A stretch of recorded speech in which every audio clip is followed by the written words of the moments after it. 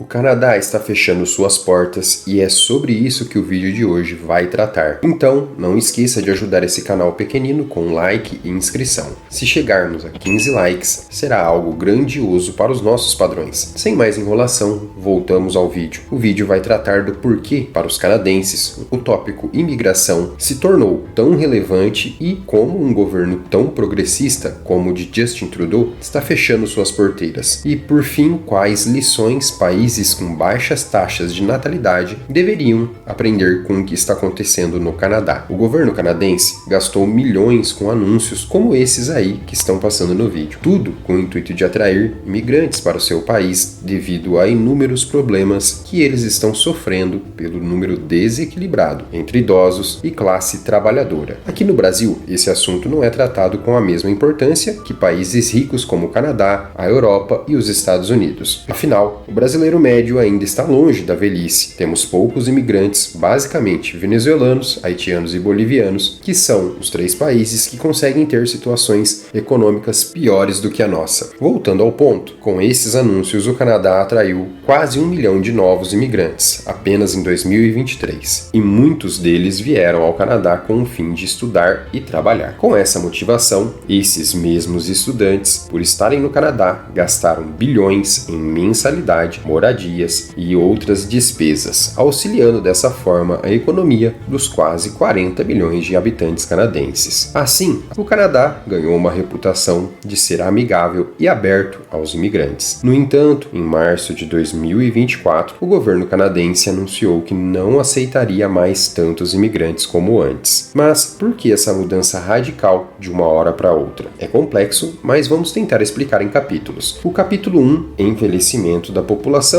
e densidade populacional. Um dos maiores problemas de países já desenvolvidos é a baixa taxa de fertilidade, e o Canadá não é diferente, já que possui em suas estatísticas a taxa de 1,5 filhos por mulher, o menor resultado entre os países do continente americano. Por outro lado, a expectativa de vida ao nascer é de 82 anos, uma das mais altas do mundo, o que significa que as mulheres estão tendo menos filhos do que antes e as pessoas estão vivendo mais. Portanto, o Canadá precisa de uma nova força de trabalho para substituir os que se aposentam e para compensar o baixo número de bebês que nascem. Já em 2016, um relatório do governo canadense estabeleceu a meta de atingir uma população de 100 milhões até o ano de 2100, um adicional de 60 milhões em cima dos atuais 40 milhões. E a meta foi colocada devido a outro dilema canadense, sua densidade populacional. O Canadá é o segundo maior país do mundo, mas apenas 40 milhões de pessoas vivem lá. Então a densidade populacional é muito baixa. Por exemplo, as 3 províncias do norte do país ocupam 40% do território do Canadá, mas são habitadas por menos de 120 mil pessoas. Você não entendeu errado. 40% de todo o território do segundo maior país do mundo é ocupado por apenas 120 mil pessoas. Portanto, povoar o norte do país é outro dos objetivos de atrair tantos imigrantes e aproveitar o potencial econômico, turístico e comercial dessa região. E alguns anos atrás havia um certo consenso entre o governo e a maioria dos canadenses de que promover a imigração era algo bom para a economia e para a sustentabilidade a longo prazo do estado de bem-estar do país. O que de fato é verdade. Novas pessoas produzem e geram riquezas, mas com eles novos problemas surgem. E é aí que o dilema canadense começa. O primeiro-ministro do Canadá, Justin Trudeau, está enfrentando uma forte oposição às suas políticas de imigração que visam atrair pelo menos 500 mil novos imigrantes ano após ano. Em outras palavras, a opinião pública e os partidos políticos, tanto de esquerda quanto de direita, começam a rejeitar a imigração em massa. Com isso, entramos no capítulo 2, mudança da opinião pública e os custos do alto número de imigrantes. De acordo com uma empresa canadense de pesquisa, 61% dos canadenses pesquisados acreditam que o número de 500 mil imigrantes por ano estabelecidos pelo governo de Trudeau é muito alto. Além disso, outra pesquisa realizada em julho de 2023 revelou que 4 em cada 10 canadenses pesquisados votariam em um político que prometesse reduzir os níveis de imigração. Portanto, devido à crescente oposição à imigração, o governo canadense anunciou em março de 2024 que o número de residentes temporários deverá ser reduzido e fixou um limite para a imigração temporária pela primeira vez na história. Atualmente, há mais de 2,5 milhões de residentes temporários vivendo no país, ou 6,2% da população. As medidas recentes buscam reduzir a população de residentes temporários para 2 milhões, ou 5% da população total. A principal razão para essas medidas é que o governo tem sofrido pressão política porque o aumento maciço de imigrantes resultou na escassez de moradias e, somado a isso, serviços como saúde e educação também ficaram sobrecarregados em várias cidades devido ao rápido crescimento populacional. Mas como assim? O Canadá não tem uma baixa densidade populacional e metade do território não está vazio? A verdade é que não é desse jeito. A explicação é que a maioria dos imigrantes não escolhe viver nas províncias do norte, desabitadas e frias do país. A maioria decide ir para onde há mais oportunidades de emprego e crescimento pessoal, ou seja, para cidades grandes como Toronto, Montreal e Vancouver. De fato, 60% dos canadenses vivem em apenas duas províncias, Ontário e Quebec. Então, como a maioria dos novos imigrantes não vai para o norte, mas para o sul, perto da fronteira dos Estados Unidos e onde a qualidade de vida é melhor, a nova construção de moradias não consegue acompanhar o crescimento populacional. Isso fez com que a escassez de moradias aumentassem a níveis nunca vistos antes. Portanto, embora o crescimento maciço de imigrantes tenha impulsionado a economia canadense e feito o país ter bons crescimentos nos últimos anos, também aumentou as pressões sobre a infraestrutura, serviços, aumentou a escassez de moradias e o aluguel e assim o custo de vida no Canadá. Daí a crescente oposição a Justin Trudeau, que foi forçado a conter a chegada de tantos imigrantes. De agora em diante, o primeiro-ministro terá que equilibrar suas intenções de manter o crescimento econômico e a força de trabalho com a pressão do aumento de custos de vida. Com isso, o Canadá pode não ser mais um destino tão atraente para imigrantes, especialmente para estudantes. Com isso, chegamos ao terceiro e último capítulo, o fim do paraíso estudantil. Se houve um setor que se beneficiou com as políticas imigratórias até então, esse setor foi sem dúvidas o setor educacional. Mas não só de grandes e prestigiadas universidades vive o Canadá. Centenas de escolas de baixa qualidade também surgiram para tirar proveito da chegada exponencial de estudantes. A questão é que universidades e faculdades pagam recrutadores no Canadá e em outros países uma comissão para cada estudante que se matricula na instituição. Normalmente, essa taxa varia de 10% a 15% do valor do primeiro ano de mensalidade. Então, às vezes, esses recrutadores enganam os estudantes com falsas promessas de emprego garantido, residência e cidadania canadense. A realidade é que apenas cerca de 30% das pessoas que vêm ao Canadá com esse visto de estudante obtêm residência permanente dentro de uma década. Alguns recrutadores enganam os estudantes sobre a educação que receberão e o custo real de vida no Canadá. Muitas dessas instituições que surgiram com a intenção de aproveitar o boom estão localizadas em áreas residenciais com instalações precárias. Outras instituições são referidas como fábricas de diploma, nas quais alguns estudantes pagam pelo curso e obtêm um diploma sem frequentar nenhuma aula. Em outras palavras, são instituições que servem como cobertura para estudantes que apenas querem se dedicar ao trabalho. Ao mesmo tempo, esses imigrantes precisam manter seu status de estudante com o governo. O problema é que alguns estudantes pagam pelo curso com a ideia de estudar, mas se encontram em uma instituição de baixa qualidade que está focada naqueles que não querem assistir às aulas e poder trabalhar em tempo integral. Devido a isso, o governo canadense tomou atitudes e agora inúmeras escolas de fachada estão sendo fechadas. Mas ainda existem casos de jovens que perderam seu dinheiro e outras tantas que tiveram que voltar aos seus países de origem porque tinham outras expectativas de vida no Canadá. E qual a lição que os demais países deveriam tomar com esses fatos no Canadá? Imigração sem critério algum, mau planejamento de suas infraestruturas e controle estatal migratório podem ser ingredientes que, se somados, podem levar um país ao caos social. Claro, não entramos em outros tópicos como as diferenças culturais, religiosas e sociais são agravadas por políticas como as de Trudeau, mas fica implícito que também tem seu papel na forte rejeição a imigrantes que os canadenses vêm externando. Se você foi um dos que chegou até aqui, curta o vídeo, se inscreva no canal e comente algo que queira compartilhar conosco. conosco. Toda ajuda é bem-vinda no início. A baixa fecundidade é outro tema que abordamos no decorrer do vídeo e falamos mais a fundo no vídeo que está aparecendo na tela agora. Clique nele e te espero lá.